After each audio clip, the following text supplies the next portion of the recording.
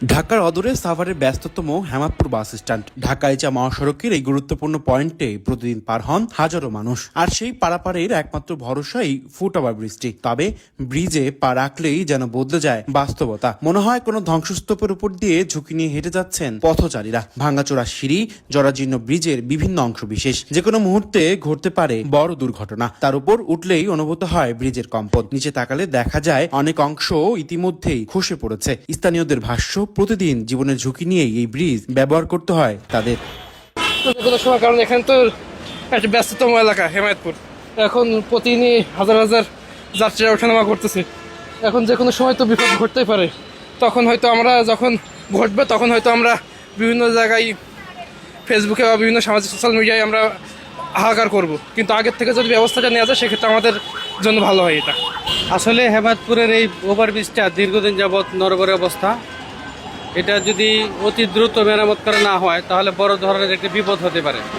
কিছুদিন আগে আপনার হলো এই প্লেট ভাঙ্গা গেছিল, তারপর আবার ঢালাও দিচ্ছে সাইডটা আবার গেছে।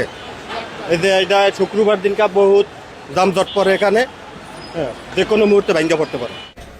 ঢাকাইচা মহাসড়কের এই ওভারব্রিজ দিয়ে প্রতিদিন অসংখ্য মানুষ চলাচল করেন। তবে দীর্ঘদিনের সংস্কারের অভাবে ব্রিজটি এখন জনদুর্ভোগের প্রতীক হয়ে দাঁড়িয়েছে। পথচারীদের জন্য এটি এখন অত্যন্ত বিপজ্জনক। আমরা তো এখানে এই প্রথম আসলাম, ঢাকা থেকে এসেছি। আমি যখন উঠেছি সিঁড়ি দিয়ে তখনই আমি বুঝেছি রিস্ক, হাই রিস্কের জায়গা। এত মানুষ আসা যাওয়া করছে, কিভাবে সম্ভব এভাবে রাখা? এখানকার মানুষের একটা উদ্যোগ নেওয়া প্রয়োজন, এটা সুন্দরভাবে নির্মাণ করা, তাই না? কারণ এটা থাকবেই, মানুষ আসা যাওয়া করবে, এটা থাকবে, এটা খুবই প্রয়োজন।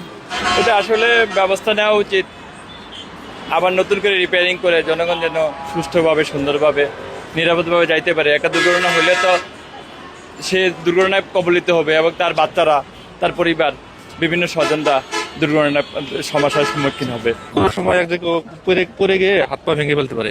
সুতরাং এটা ইমার্জেন্সি ঠিক করা প্রয়োজন। এখানে বিশেষ করে অনেক সময় অনেক বৃদ্ধ মানুষ, অনেক গর্ভবতী নারী, ওনারা ওঠানামা করে, তাদের জন্য বেশি সমস্যা এটা।